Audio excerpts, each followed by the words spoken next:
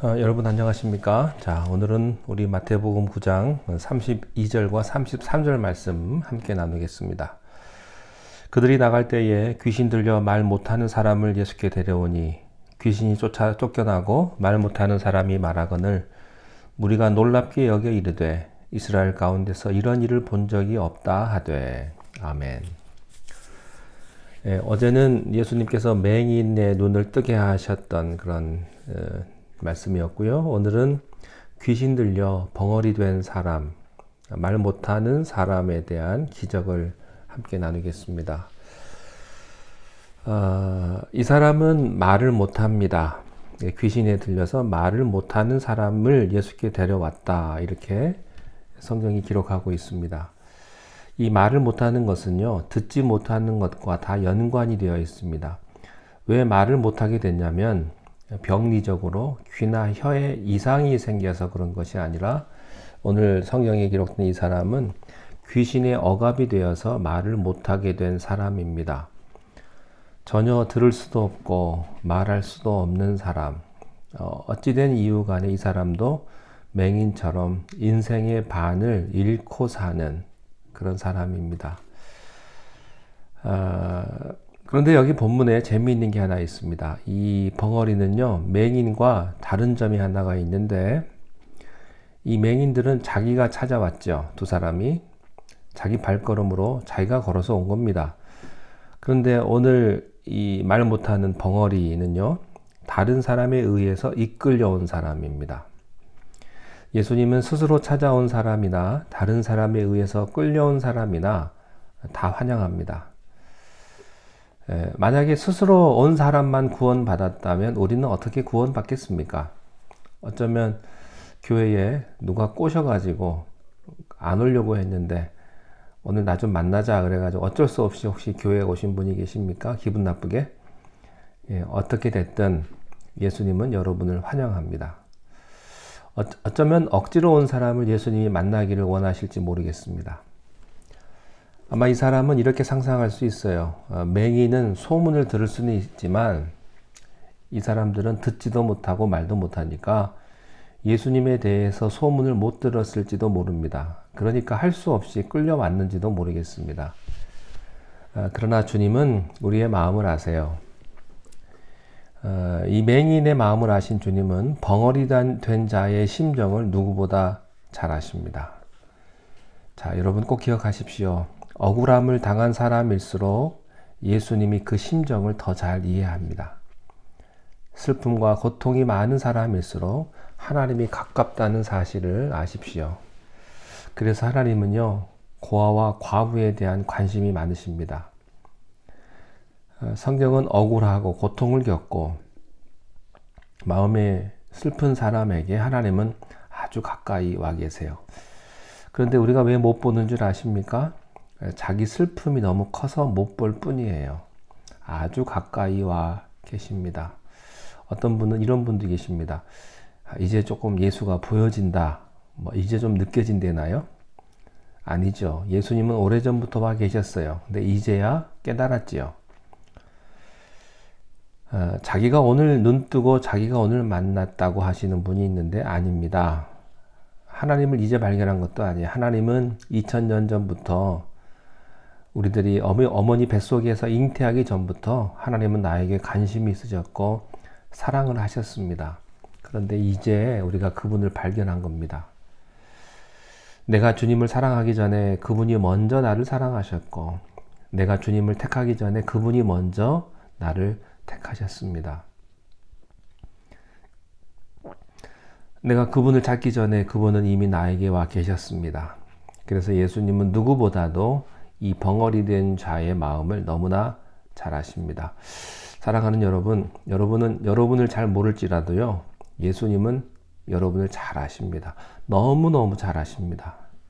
그런데 우리가 요구하는 것과 예수님이 요구하시는 것에 차이가 있을 뿐, 예수님은 믿음을 요구하시고 우리는 딴 걸 요구하죠. 그래서 맞지 않을 뿐입니다. 벙어리 된 사람, 이 사람이 예수님께 왔을 때 예수님은 아무 말씀도 하지 않고 그 사람에게 귀신을 쫓아내 주셨습니다.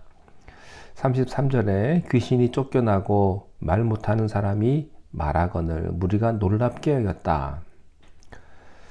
이 본문에서 우리가 상상할 게 있습니다. 이 사람이 말이 터진 후에 어떤 반응을 보였을까요? 자, 말 못하는 사람이요, 입을 열었어요. 그가 무슨 말을 했을까? 처음 한 말, 무슨 말을 했을지 한번 상상을 해 보십시오. 그 사람이 어떤 표정을 지었을까요? 어떤 모션을 지었을까요? 아마 굉장했을 겁니다. 미친 사람처럼. 귀가 지금까지 들리질 않았는데 이제 뭔가 들린다. 입에서 뭔가 소리가 나요. 아마 저 같으면 아마 펑펑 울었을 거예요. 엉엉 울었을 겁니다. 그 감격. 이러한 예수님의 능력 앞에 사람들의 반응이 있었습니다. 자, 반응은 무엇이냐면요. 먼저 우리가 맹인이 어제 말씀드렸던 것처럼 맹인이 눈 떴을 때의 반응은요. 30절 31절에 이렇게 되어 있습니다. 예수께서 엄히 경고하시되 삼가 아무에게도 알리지 말라 하셨으나 그들이 나가서 예수의 소문을 그 온 땅에 퍼뜨리니라. 자, 내 병을 고쳐주셨으니까 너무 좋았겠죠. 참 기가 막힌 그런 감격에 빠졌을 겁니다. 예수님께서 이 맹인이 눈 뜬 것을 너무 좋아하고 감격하는 것을 보시고 이렇게 말씀하셨죠. 사람들에게 소문내지 말아라. 네, 그럼에도 불구하고요. 31절에 그들이 나가서 예수의 소문을 그 온 땅에 퍼뜨렸다. 이렇게 되어 있습니다. 예수님은 한 두 가지 이유로 말하지 말라고 했을 겁니다. 첫째는 아직 때가 이르지 않았기 때문에 너무 서둘러서 말하는 것을 금했던 것입니다. 또 한 가지 이유는요, 복음의 말씀이 생략된 채 기적만 전달되는 것을 예수님이 원치 않으셨습니다.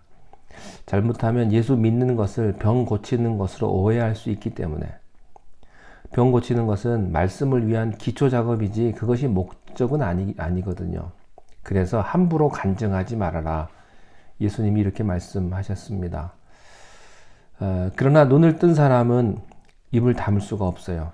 그는 가는 곳마다 외치기 시작을 했습니다. 여러분, 우리가요, 다른 사람들 모르는 지식 하나만 내가 알아도요, 가만 못 있습니다. 내가 아니까 입이 근질근질해가지고 어떻게 해서든지 말하죠. 그런데 기적을 체험한 사람은 말하지 않을 수가 없어요.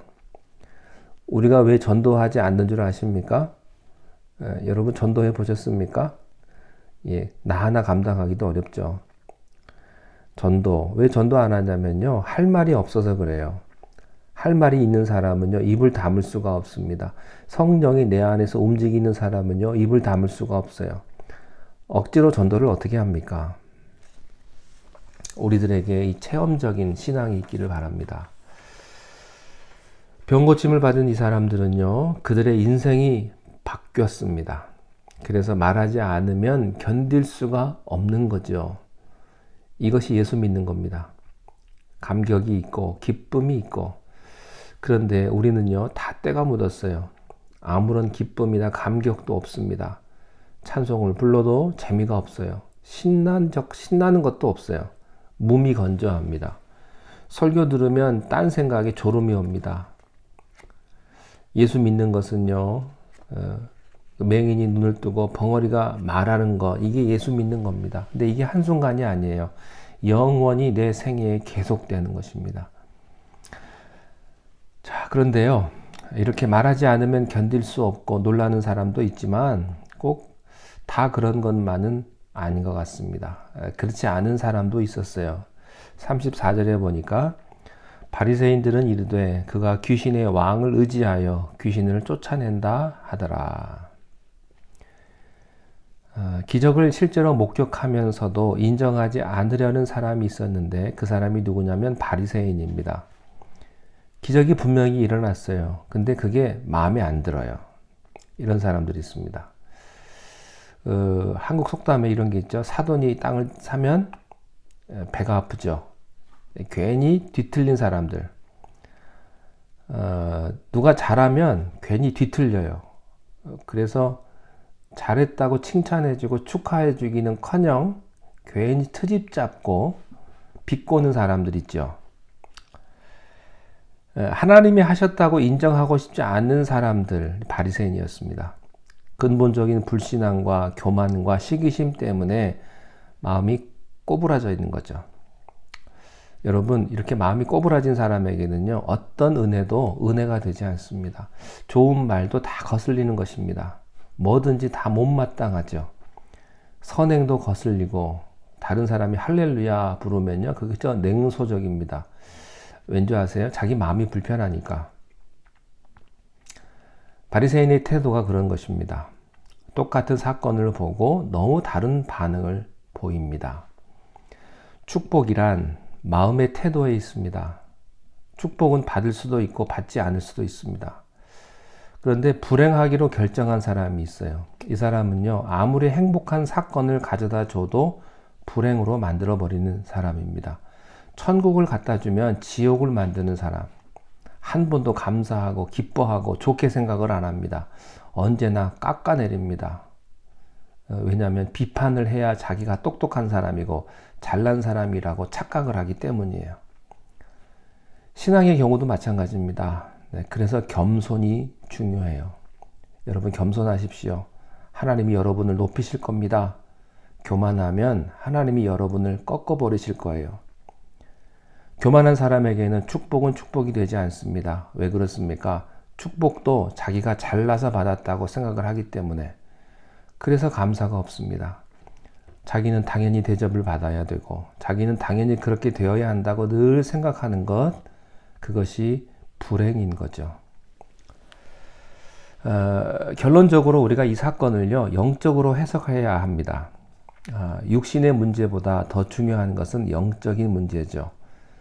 진정 불쌍한 사람은 영적인 맹인이요, 영적인 벙어리들입니다.